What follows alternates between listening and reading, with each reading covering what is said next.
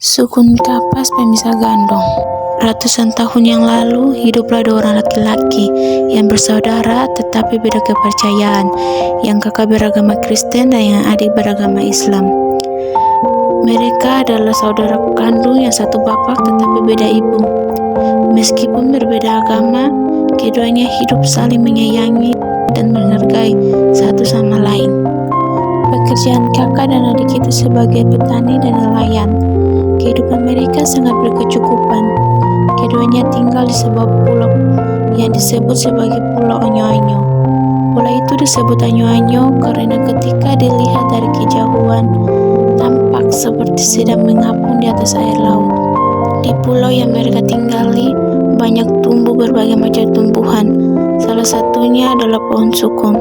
Pohon sukun yang dikenal adalah sukun kapas. Disebut sebagai sukun kapas karena isinya putih dan bersih seperti kapas. Sukun kapas merupakan makanan kesukaan mereka karena rasanya yang begitu enak. Suatu ketika terjadi pertikaian antara kakak beradik itu. Masalah tersebut berawal karena keduanya memperlibatkan satu buah sukun kapas. Di sore hari yang cerah, kedua kakak beradik tersebut sedang duduk bersantai di depan rumah mereka sambil bercakap-cakap. Tiba-tiba sang adik mengungkapkan niatnya untuk mengambil buah sukun milik sang kakak. Kakak, bolehkah aku mengambil buah sukun milikmu? Tanya sang adik penuh harapan. Tidak, aku tidak bisa memberikan buah sukun ini untukmu. Aku juga ingin memakannya. Jawab sang kakak dengan ketus. Ayolah, kenapa kakak tidak mau memberikan sukun itu untukku? Bukankah aku ini adikmu sendiri? Seharusnya kakak harus mengalah dan berikan sukun itu kepadaku. Rengek sang adik. Melihat rengek sang adik, sang kakak menjadi marah. Tidak. Aku tetap tidak akan memberikan sukun itu untukmu. Mengapa kamu terus memaksaku? Siapa kamu? Dengar ya. Sekalipun kamu memintaku dengan air mata, aku tetap tidak akan memberikan sukun itu untukmu. Satu hal yang perlu kamu tahu, aku tidak pernah memiliki adik sepertimu. Sumpah sang kakak. Setelah mengetahui hal itu, suasana menjadi hening. Adik tak menyangka hal itu bisa terjadi. Sekejap badannya menjadi dingin dan gemetar. Dia menjadi sangat marah kepada kakaknya. Kemudian sang adik menjawab dengan nada marah bercampur sedih. Tega sekali kakak menyangkal adikmu sendiri hanya karena sukun itu. Ucap sang adik. Dengan raut wajah marah, sang adik pergi meninggalkan kakaknya. Akibat dari konflik itu, terjadi suatu peristiwa ajaib dan nyata yang Tuhan lakukan untuk mereka berdua.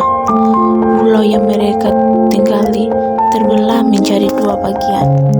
Sang adik berada pada salah satu bagian pulau yang terlepas dan hanyut ke tengah laut, sedangkan sang kakak tetap berada di satu bagian pulau. Tidak hanya pulau yang terbelah, pohon sukun yang jadi awal sengketa itu juga ikut terbelah menjadi dua bagian, dari ujung sampai ke akar-akarnya. Sebagian pohon yang terbelah ikut bersama sang adik, sedangkan sebelahnya lagi tetap berada di pulau yang dihuni sang kakak. Sang adik segera mengambil perahu miliknya dan berlayar dengan bagian pulau yang terputus, meninggalkan kakaknya. Entah apa yang dipikirkannya, tetapi semua sudah terlambat. Sang adik tetap pergi meninggalkan sang kakak.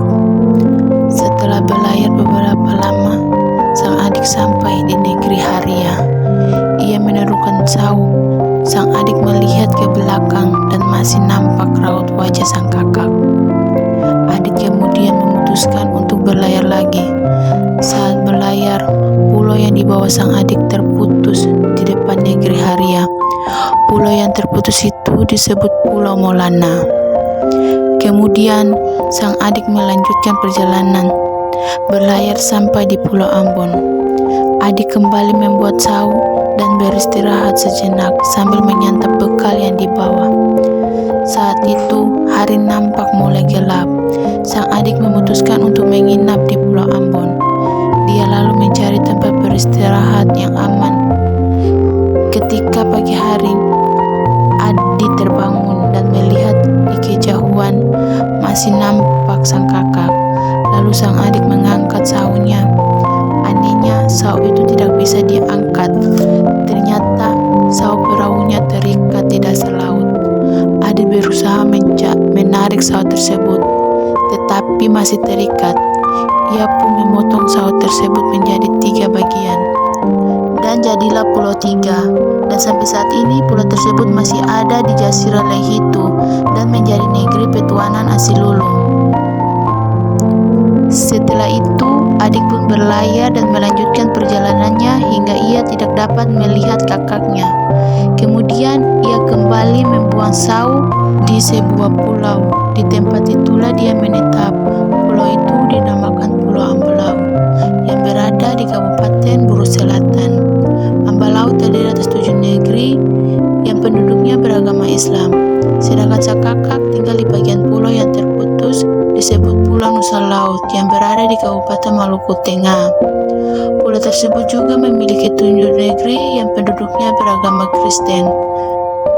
Nusa Laut dan Ambalau merupakan 2 pulau yang sampai sekarang masih terikat tali persaudaraan yang ditandai dengan ikatan persekutuan Pela saudara, yakni Pela adik kakak, yaitu Pulau Nusa Laut disebut sebagai kakak dan Pulau Ambalau disebut sebagai adik.